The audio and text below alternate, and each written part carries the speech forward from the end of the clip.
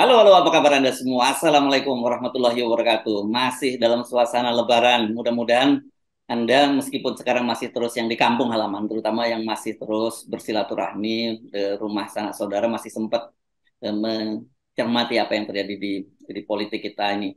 Karena memang politik tahun Lebaran politik ini betul-betul bisa kita sebut sebagai Lebaran politik ya, Bung Rocky ya. Dan yang menarik sekali pada deklarasi seorang presiden dilakukan pada hari pertama Lebaran. Kalau itu dalam konteks Muhammadiyah. Tapi kalau dalam konteks pemerintah, dia rupanya tanpa menunggu sidang isbat, hilalnya langsung kelihatan.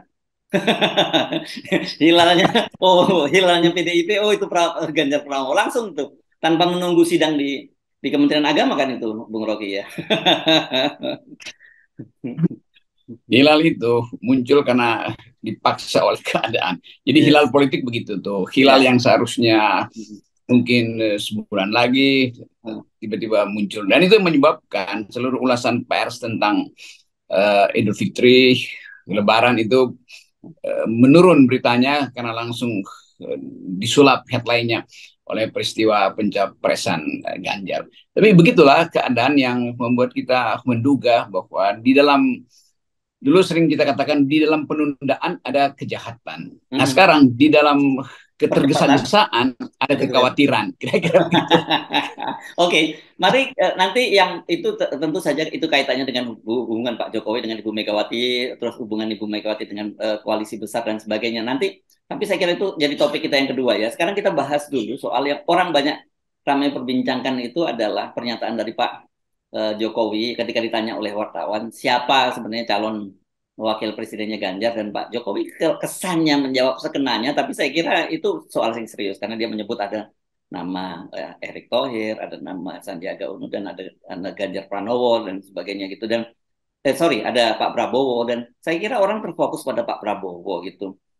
Dan apakah kemudian Pak Prabowo ini akan bersedia jadi calon wakil presidennya Ganjar? Saya waktu itu bilang nggak mungkin lah karena Pak Prabowo seperti kata Pak Hasim lebih senior, lebih ini targetnya presiden. Tapi terus ada teman yang mengingatkan, Wong jadi wakil, jadi menterinya aja mau, masa jadi wakil presiden nggak mau? Gitu loh Bung Rocky. Ini kan menurut saya ini, wah ini betul-betul pertaruhan juga buat Pak Prabowo.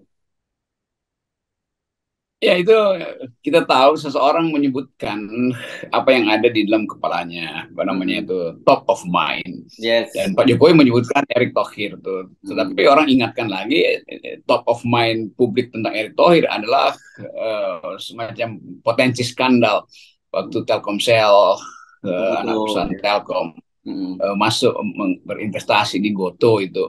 Dan itu Mm-mm. adalah punya keluarga Erick Thohir. Jadi segi-segi ini yang kalau di dalam publik Amerika mestinya presiden waspada. Jadi presiden seolah-olah mengendorse seseorang yang sedang ada dalam radar KPK kan itu kan. Nah, Mm-mm. itu bahayanya kalau Indonesia nggak ngerti public ethics. Presiden mestinya tahu apa kriteria utama dari seorang calon wakil presiden, bahkan bahwa dia bebas dari isu. Nah, Erick Thohir penuh dengan isu tuh. Jadi bukan kita mengabaikan hak Erick Thohir, tetapi yang kita persoalkan bukan Erick Thohirnya justru, tapi endorsement dari Pak Jokowi. Kan itu selalu yang kita persoalkan dalam etika politik. Demikian juga pencapresan Pak Ganjar. Tetap Pak Ganjar berhak untuk jadi presiden, tetapi etika publik juga harus filter. Nama Pak Ganjar itu berkali-kali ada di dalam pemberitaan pers tentang isu IKTP itu yang dari 5-6 tahun lalu itu terus ada di dalam top pemain publik. Jadi seolah-olah itu batal, nggak perlu diusut lagi atau nggak perlu diperjelas kasus IKTP dari Ganjar itu karena sudah dinyatakan sebagai calon presiden. Justru di situ pelanggaran utama etika politik itu yang sering kita katakan, ya elektabilitas mungkin tinggi tapi etikabilitasnya di mana itu. Demikian juga Pak Jokowi itu dalam soal Erick Thohir dan demikian seterusnya. Jadi kita bisa usut sebetulnya dari prinsip-prinsip dasar bernegara bahwa kita kekurangan kesabaran untuk menguji seseorang di dalam posisi etisnya itu. Mestinya lolos etika politik dulu, baru Pak Jokowi bilang, oke, saya kira Pak Erick Thohir ada masalah sedikit, tapi mungkin itu bisa dijernihkan dulu sebelum kita coba-coba mencalonkan beliau jadi calon wakil presiden. Kan itu dengan cara itu Jokowi ngajarin publik tentang kebersihan seorang pemimpin. Demikian juga Pak Ganjar tuh, ya Ibu Mega sudah mengatakan Pak Ganjar, tapi masih ada masalah supaya nggak selesai itu. Pak Prabowo kan selalu juga dikaitkan dengan soal apa namanya hak asasi manusia. Tapi Prabowo sebetulnya lebih lantang mengatakan, ya saya udah beresin itu dan sudah pertanggungjawabkan bahwa mereka yang saya culik udah saya kembalikan tuh, dan tidak pernah yang lain itu bukan tanggung jawab saya. Itu udah pernah dibahas. Jadi kalau kita melihat dari segi kejujuran itu, banyak hal yang harusnya Presiden Jokowi terangkan dengan baik. Tapi kita nggak mungkin tagih dari Presiden Jokowi, karena Presiden Jokowi langsung sebutkan nih ada 7 calon segala macam. Tapi termasuk Pak Prabowo, karena itu berspekulasi bahwa ternyata endorsement Pak Jokowi bukan pada Prabowo sebagai calon presiden, tapi sebagai calon wakil presiden. Itu juga memperlihatkan bagaimana Jokowi itu bermain-main dengan posisi dia. Jadi orang menganggap nih Jokowi memang nggak punya kapasitas etis, nggak punya kapasitas politik, dan nggak punya kapasitas untuk endorse lagi kan. Tetapi publik atau wartawan jurnalis selalu ingin tahu sebetulnya keunikan politik Indonesia. Karena itu diajukan pertanyaan, apakah Prabowo berminat? Ya tentu saja Prabowo dengan lantang mengatakan, ya Pak, gue ya, gile aja lu, partai gue udah segini ngapain masih mau nebeng di calon wakil presiden, kan begitu kan. Dan kelihatannya sudah diklarifikasi oleh relawan Prabowo bahwa ya Pak Jokowi menyebutkan Pak Prabowo sebentar lagi punya wakil presiden, kira-kira begitu. Tapi lepas dari semua hal itu, tetap kita mau lihat ini permainan politik itu makin lama makin buruk. Bukan memburuk sebetulnya, makin membusuk itu. Karena nggak ada semacam ide untuk menunjukkan pemimpin kita itu betul-betul berkapasitas, bukan sekedar karena dipilih atau diajukan oleh partai politik. Nah ini masalahnya, dan balik pada soal dukungan Jokowi itu nggak ada gunanya lagi kan. Jokowi mau ngomong siapapun orang menganggap Anda bahkan mempertahankan Ganjar melalui KIB nggak bisa tuh. Ganjar akhirnya dibajak, di take over oleh Ibu Mega tuh. Jadi sebetulnya kalau kita lihat anatomi politik kita itu nggak ada etik di situ tuh.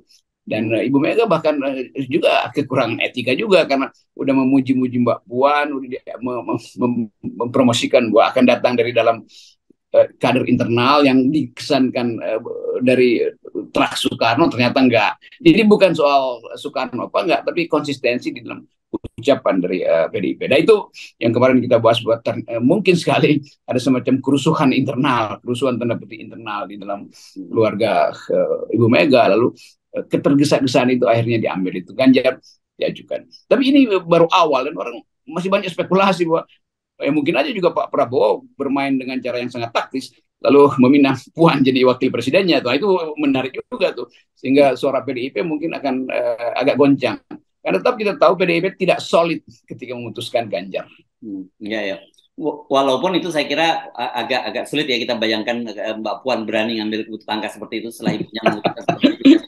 Justru yang jadi membuat saya juga penasaran, dan banyak publik penasaran, apakah mungkin Pak Prabowo akhirnya juga mengambil sikap yang sama seperti Ibu Megawati, sangat pragmatis gitu ya. Ya sudahlah, kalau kayak gitu gabung aja dengan Ganjar Pranowo gitu. Ya itu yang sedang orang bayangkan, bahwa mungkin Pak Prabowo merasa udah demi bangsa dan negara lagi gabung dengan Ganjar. Tetapi kalkulasi semacam itu saya kira ya bagi Prabowo ya bisa aja dia ulangi argumen itu demi bangsa itu. Tetapi itu menunjukkan bahwa integritas seseorang itu akhirnya dibatalkan oleh pragmatisme kan. Dan bukan itu yang kita ingin lihat dari para pemimpin. Juga kita bahkan kemarin menganggap bahwa udah Prabowo punya Gerindra cukup besar, ya nggak usah takut kan, karena tinggal butuh satu orang. Tapi pragmatisme, apa namanya ini, the very terms of pragmatism itu memungkinkan terjadi karena ada kalkulasi material misalnya. Tapi saya kira Gerindra sekarang punya posisi yang lebih solid gitu, dan menganggap enggak, kita punya harga diri lah, kira-kira begitu. Demikian juga Ibu Mega sebetulnya dalam bentuk yang lain, harusnya ya taruh aja mau Puan mau Prananda, supaya orang tahu bahwa Mega melakukan sesuatu berdasarkan prinsip etik dan integritas dia itu. Kalau sekarang ya orang akan catat bahwa PDIP ternyata partai yang juga bermasalah di dalam membuat janji politik atau bahkan membuat keputusan politik. Dan itu yang akan diingat orang. Jadi peristiwa kemarin itu membuat orang kembali berpikir bahwa ya buat apa ada pemilu kalau ujian-ujian etis itu tuh diabaikan. Buat apa punya presiden kalau nanti ada masalah dengan KPK walaupun akan ditutupi itu. Jadi hal-hal semacam itu jadi beban buat generasi ke depan. Buat apa Presiden Jokowi udah lame duck masih kepak-kepakin sisa-sisa bulu bulu sayapnya untuk mendorong seseorang. Jadi tentu dia tetap ingin dia diselamatkan tuh. Jadi kita balik aja pada prinsip dasar politik. Politik itu adalah the art of attacking the impossible. Dan itu yang mestinya kita pastikan bahwa Prabowo harusnya nggak lagi mundur secara pragmatis untuk demi bangsa, tapi ini demi pride seorang pemimpin sebetulnya tuh, bahwa dia harus muncul sebagai calon presiden. Demikian juga yang lain tuh, Anies juga begitu. Kita perkuat supaya Anies merasa bahwa dia juga harus muncul sebagai calon presiden. Supaya di depan kita anggap aja bahwa ini ujian pertama kepemimpinan tuh, bahwa leader itu dia mesti ambil tanggung jawab, bukan setelah diolok-olok atau dilecehkan atau dimanipulasi lewat lembaga survei lalu masuk dalam pragmatisme. Kalau semua masuk dalam pragmatisme, yang gembira adalah oligarki. Karena oligarki selalu beternak politik di dalam situasi oportunistik, dalam situasi pragmatisme. Itu kan ekspektasi ya, Bung Rocky ya. Kalau bacaan personal Anda, mungkin nggak Pak Prabowo itu menerima Ganjar? Karena saya membayangkan begini ya, kalau kemudian Pak Prabowo itu akhirnya menerima Ganjar, karena kan dia ini yang digadang-gadang oleh koalisi besar sebenarnya tadinya ya, dan itu kan artinya langsung berantakan juga koalisi besar itu. Kita tidak bisa membayangkan siapa yang muncul di situ gitu. Dan kemudian ada upaya-upaya terus, saya kira upaya terhadap menjegal Anies ini masih terus berjalan kan. Seenggaknya masih ada dua opsi yang sangat mungkin. Satu, KPK akan terus jalan. Kedua, Pak Muldoko, putusan Mahkamah Agung kan gitu, yang begitu di take over oleh Pak Muldoko ya selesai juga Anies kan begitu.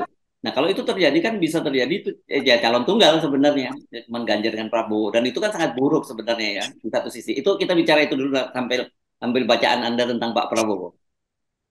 Ya, itu bacaan saya juga demikian tuh, bahwa tetap Anies akan diupayakan untuk disingkirkan dari peta politik. Kalau dia disingkirkan, ada problem, tinggal Ganjar dan Prabowo. Itu yang menyebabkan jebakan pragmatisme itu harus dipikirkan oleh Prabowo. Kalau tiba-tiba Anies hilang dan Ganjar dan Prabowo, maka yang untung adalah Presiden Jokowi. Karena batal pemilu, ide perpanjangan 3 periode juga masih hidup lagi kan. Jadi Pak Jokowi sebagai seorang pemain politik yang tahu tentang lika-liku juga berpikir semacam itu. Demikian juga oligarki, mending kita jebak aja tuh supaya Prabowo Ganjar, dan itu artinya hanya ada calon tunggal, karena KPK juga akan terus mempersoalkan Anies tuh. Jadi kita masih lihat ini kejahatan politik masih berlangsung loh, bukan selesai dengan pencapresan Ganjar tuh. Kita bayangkan misalnya Anies, ya elektabilitasnya pasti naik, nggak mungkin turun kan. Dengan Ganjar diajukan, justru kesempatan untuk memperlihatkan kesetiaan relawan itu yang diuji. Oke, jadi sebenarnya saya kira sebenarnya kalau kita ngomongin soal pride ya, Pak Prabowo tidak terjebak lagi dalam pragmatisme. Saya kira ini kesempatan terakhir juga buat Pak Prabowo ya untuk menunjukkan siapa kelas sebenarnya begitu. Kalau kemarin kita mungkin masih bisa menerima alasan Pak Prabowo, oh itu demi bangsa dan negara. Oke, demi pembelahan. Tapi kalau sekarang saya kira tidak ada argumen apapun yang menjelaskan kalau Pak Prabowo akhirnya menerima wakilnya Ganjar ya, kecuali bahwa Pak Prabowo itu sebenarnya bukan seperti figur yang selama ini kita bayangkan. Dia sebenarnya figur yang pragmatisme, dan itu sebenarnya nggak Prabowo banget harusnya ya. Ya itu yang saya terangkan tadi. Kalau 2 kali demi bangsa, dan itu artinya kepemimpinan Prabowo hilang sebagai. Kalau kemarin demi supaya tidak terjadi pembelahan politik, Prabowo menekan egonya dan mengiyakan bahwa ada kepentingan lebih besar demi bangsa. Kalau sekarang apa yang demi bangsa? Dari awal ini adalah kemaksiatan politik. Ngapain mesti bergabung kan begitu kira-kira kan? Kalau Prabowo akhirnya menemukan semacam energi baru bahwa demi bangsa, maka dia mesti menguji keadaan hari ini apakah sesuai dengan etika bangsa apa enggak. Bukan dia justru bergabung di dalam kerendahan politik ini kan. Saya anggap ini ada politik yang rendah dan dangkal, karena pragmatisme di PDIP itu yang tiba-tiba memunculkan Ganjar dengan seluruh latar belakang yang masih ada problem dengan etika, masih ada soal wadas segala macam, masih ada stunting, tidak ada kesuksesan yang signifikan di Jawa Tengah segala macam. Dan kita masih ingat bagaimana Trimedia Panjaitan, Bambang Pacul segala macam itu menghujat bahkan kedudukan etis dari Ganjar itu. Dan itu yang orang anggap loh kok bagian itu nggak dimasukkan dalam pertimbangan Ibu Mega ya. Nah, kalau Pak Prabowo juga tidak mempertimbangkan itu, maka Pak Prabowo menjadi seorang yang juga pragmatis atau bahkan oportunistik kan. Nah, itu saya kira yang jadi beban di mana Prabowo hari-hari ini mungkin lagi berpikir. Karena itu dia pergi ke Solo, lalu dia pergi ke Ibu Mega, dan dia mesti ambil keputusan secepat-cepatnya. Supaya orang ingin lihat figur Prabowo ini leader atau dealer, kan itu dasarnya kan. Jadi orang tetap menganggap ya udah terjadi kejadian dengan Ganjar, maka jangan lagi Anies ikut di dalam apa namanya kedangkalan moral seperti di Prabowo, Ganjar.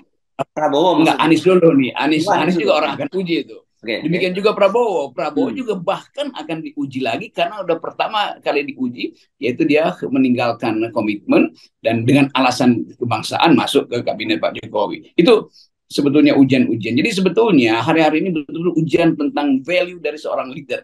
Bisakah Prabowo mengatakan bahwa saya tetap konsisten untuk jadi presiden karena saya menganggap yang kemarin itu permainan politik yang terlalu pragmatis itu. Demikian juga Anies, saya tetap ada di dalam lingkungan etika politik dan saya menganggap bahwa yang dilakukan PDIP juga berbahaya bagi demokrasi. Misalnya begitu. Jadi kalimat-kalimat itu yang mesti diingatkan.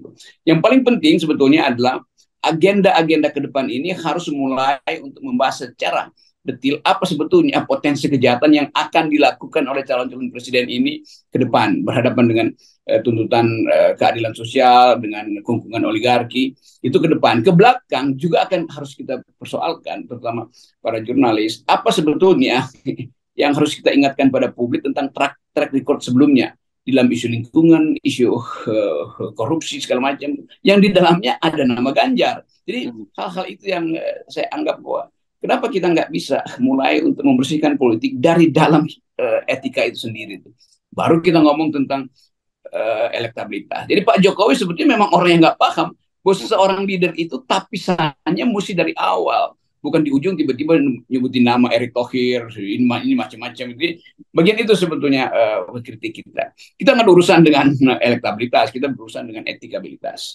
Yes, oke. Saya kira ini ujian bagi semua calon-calon pemimpin yang ada ya, Bung Rocky. Oke, kalau PDIP dengan Ganjar udah selesai, tapi justru kita akan melihat bagaimana, terutama saya kira ya, terutama kalau Anies ini kan juga masih tanda tanya.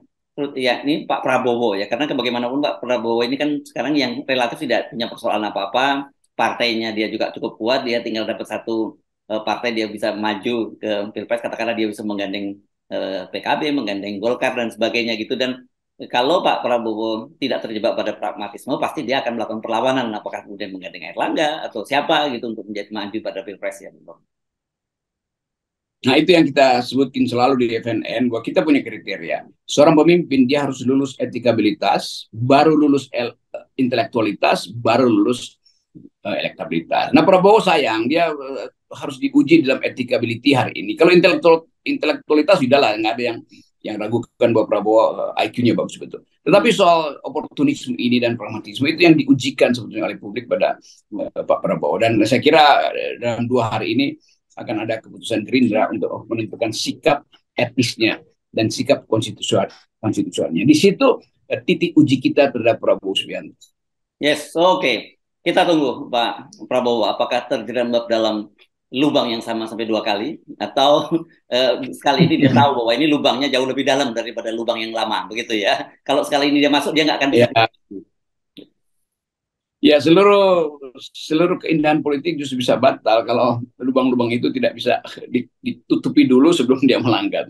Dan kita menganggap bahwa ya ada hal yang buruk dalam politik kita, itu kejujuran. Dan kejujuran itu, ketidakjujuran justru jadi the only game in town dalam political analysis. Dan bahayanya kalau publik disulap hanya karena headline, hanya karena kegembiraan sesaat. Tapi bangsa ini mesti diingatkan, kita pernah nyusun bangsa ini dengan kondisi dan fondasi etik yang kuat di awal-awal kemerdekaan. Oke, baik Bung Rocky. Meskipun sudah muncul hilalnya, sudah kelihatan, sekarang tetap 0% yang kita ini kan, ini teropong untuk hilal politik kita ya, Bung Rocky. Ya, hilal politik itu kadang-kala palsu tuh. Yes. Dibuat bersinar tapi kemudian redup. Yes, oke. Itu jadi sinyal palsu. Oke, terima kasih Bung Rocky. Assalamualaikum warahmatullahi wabarakatuh. Waalaikumsalam warahmatullahi wabarakatuh.